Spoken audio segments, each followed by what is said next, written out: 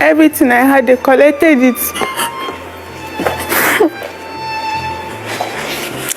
This young lady lost her basketballer husband to the cool hand of death. When money him, the family of the husband came and chased her with 2 babies out of the house simply because she's an Igbo by tribe. She wandered and wandered in Lagos. One man showed up and offered her a place to stay with her children. Naija, she was about to smile again after her husband people family treatment. The man came in the middle of the night and did the unimaginable. Now she is in the court because of it. Watch what the judge did after hearing her, because it is going to blow your mind.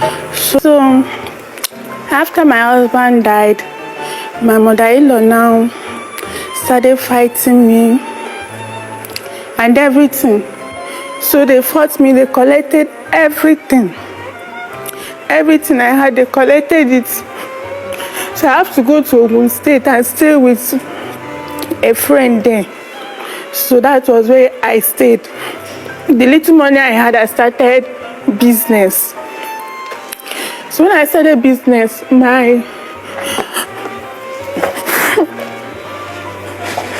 Thank you. All of a sudden, my husband's other sister 9 came one day. She called me one morning that I should please come home. I should please come and save her. That she's in Ikorodu bus stop. That they're trying to beat. So women are trying to beat her. And I'll say they're trying to beat you. How manage? What happened? She said I should please come home. That I'm the only person that can save her. Not mind what they did to me. 5 days at my hospital. Just 5 days when I lost my husband. And I went to Ikorodu bus stop. Without knowing that it was a plan. According to Amibo, but they are Yoruba, they said if you have not completed your 41 days, you're not supposed to come outside. You're not supposed to be seen outside. So when I came outside, people now told me that I should go back home. That is a taboo. So when I went back, she still called me again. She was crying that she please come. That she please come. I said I'm coming. What happened? And until that people saw me outside, they sent me back. She said I should come. I should not mind those people. Say, how will she now come? Tell me to come out when she knows their tradition. So when I came to Ikorodu bus stop, she now told me that she's owing some women money and she has not paid them. That is why they gathered 3 of them, that they will beat her, they will disgrace her. And I asked her how much. She now told me that is 35,000. I said okay. And I told the women that people should just leave her. They said no, they will not leave her until they see their money. And I went to bank. I withdrew the money. I gave them. They now left. So as I told her, let me quickly rush and go back home. She said there is nothing for her and her kids to eat. And she please give her, even if it's 2,500 or 3,000, so she can buy food for her children. And I gave her the money. As I was going, she still called me back again that she does not have transport that she please help her with the transport. I gave her. I now left. She called me back again. That if she feed them today, what of tomorrow? That she please help her. That even if it's 10,000, I should give her so that she can use it and buy small market and start selling. And I said, but I don't have enough. She said, I went to bank. I should still go back and withdraw money. What's her name? Her name is Yarazaki. That is what we used to call Yarazaki. You don't know her? Yarazaki, Celia. Okay. But I don't know her husband's name. Celia is her name. So I told her, okay, no problem. What's the name of your late husband? Waid Jimo. He's a basketballer. Waid what? Jimo. Jimo. Okay. So now I went to bank. I withdrew the money I gave her. I left. So after 2 weeks again, when MBF came to our house at Ikorodu, they now called me. I came. They brought food stuff. They brought things for me. They shared it among themselves. They did not give me anything, even the money. It was in the evening that one of his brother's wife was telling the second that, see the money that they gave me in envelope, that she should take her own. I was surprised, and I asked her, how will you share money that they gave you to give me? She said, what are you saying? Is it not my baboko? You better keep quiet too, before people start thinking you're the one that killed him, and now you're dragging money with us. So my pastor was there with me. She not told me I should leave them. Should not talk. So I now lived and they shared everything among themselves that day. So the next year I now went back to Ogun State. Ogijo is not far, just 15-hour transport. Because my mother-in-law is fighting me. Whenever I'm alone like this, she will come. She not tell me, Omo Igbo, I've told you, I don't tell you where they go. They go, Omo Igbo, they go. And I say, go where? So I should go back to my family. And the person that brought me here is dead. So I should go. I said I should go while I'm pregnant. She said, yes, so I should go. I should go. That this house now belongs to her. That is her son's house. That she cannot drag house with me. I should better go now that I'm alive. Or else I will not like what will happen to me. So after my delivery, people started complaining. People started insulting them there. So they now told me that I should come back to my husband's house, and nobody's pursuing me. And I came back to my husband's house without my baby. She was just 2 days old. When I came back, after 1 week, she started the fight again. Every day she'll be fighting me. Every day she'll be troubling me. And I told her, Mama, please leave me alone. Let me just breastfeed this my baby. Once I'm strong, I will go. I will start my business. But please, let me be. Say no. That if I'm going, that I'm going alone. That she's going to collect her 2 grandchildren. And I told her, Mama, I would rather die than to leave these children for you. She said that I will die.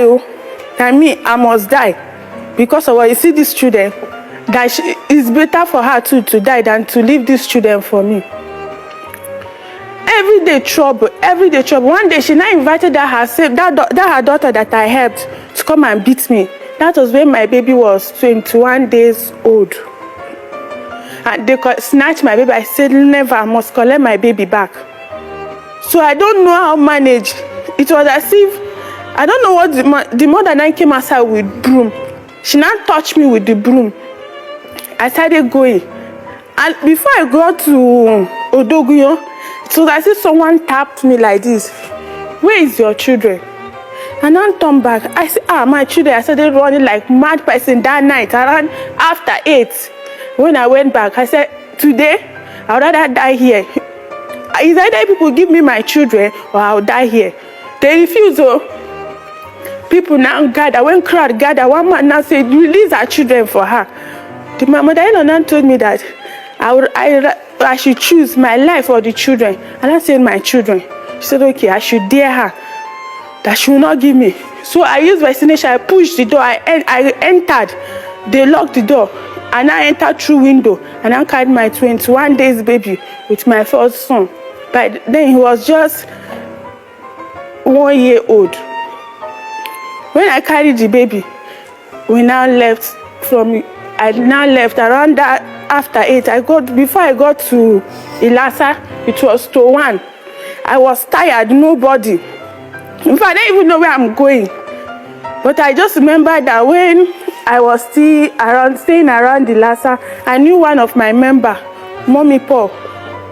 So we were in good times with her. So I now said, okay, let me go to her house. So when I got there, the woman was shocked to see me. She said, Jennifer, you with this small baby by this time. She now said, what happened to you? I explained everything. She said, it is well. So I started staying with them. But she and their husband, their son, they have just one room. They are staying in one room. Face me, I face you. And the heat there is too much. It's mosquito. It was not easy for the newborn baby. In the night like this, I don't used to sleep. I will have to use something and be finding the 2 of. We'll talk from now till tomorrow morning. Yes. So I want you to highlight what exactly is happening. So the problem Tell me why you are in court. Yes, the reason why I'm in court is nowhere to stay. I now met one guy. His name is Ayodeji. He promised to help me. He now took me to First Act, one uncompleted building there. When he took me there, he said I should be staying here during that lockdown. So that was where I was staying till early this year. He now told me one day that his friend is having birthday, that I should follow him. I should follow him, say yes. Where all this while, where were your children? Where did you keep your children? They were with me. Okay. So I now followed him to the birthday. That was all I know. After 1 month, I started feeling sick. And I went for test. They said I'm pregnant. Pregnant, I'll manage. So when I came, I was telling my friend that see the result. She now said, how can you be pregnant? Do you have a boyfriend? I said, Shebi, it's me and you now. Which boyfriend? She was one that even told me that she asked Ayo. When I asked Ayo said, I did not know what happened. And I told her, okay, I'm pregnant. Now what do you want me to do? And I gave me 15,000 to go abort it. I said, Layo, I will not abort it. Why will you tell me to abort it? What if I die in the process? He said, all the small girls I used to abort their pregnancy, did they die? I said, me, I will not do it. Me, I will not do it. Since then, he now abandoned me since that January till today. Now I'm 8 months and 2 weeks pregnant. I've not even registered for antenatal. I've not even bought any baby things. Even my children, I've not even put them in school. So since it's not my business, household chores I used to do for people, that I'm using to feed myself and my children. So the reason why I'm in court is I know he will hear me. I want him to hear me and come back and take care of me because he was the one that put me in this condition. You know where he is? I don't know where he is. I don't even know. At times if I see him, he's one I used to call me Jennifer. So one day I stopped him. I said, this thing that he did to me, is it good? He said, yeah, I don't want to choose to suffer. Now, Shebi, I gave you money. You refused to abort it, so I don't have any business with you again. You have decided to suffer yourself, so you suffer yourself. I cannot take care of you and 2 children. I cannot father another person's child. That was the last word I heard from him. Since that, I have not seen him again.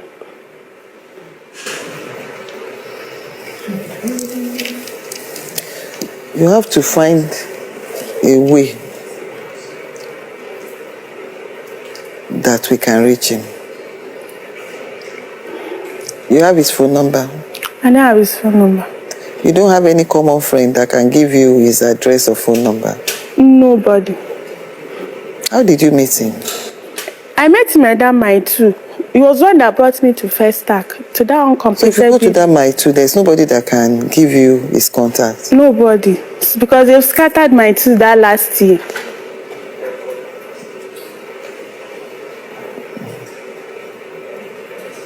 Your case is pathetic, but there's little we could do now without having anything to lead us to him. Order. You don't have his picture, you don't have anything? I don't have. It's rather unfortunate. Okay? Okay. So, anytime, maybe now, maybe later, stop crying. Then I'll tell you, I'm sure I don't really have to say a lot to you because you've gone through a lot and you've learned a lot of lessons. Really? Yes. So, you don't just go out with people you are not 100% sure of. They took advantage of it. Don't make yourself vulnerable. Don't put yourself in such positions that somebody can take advantage of you just like that.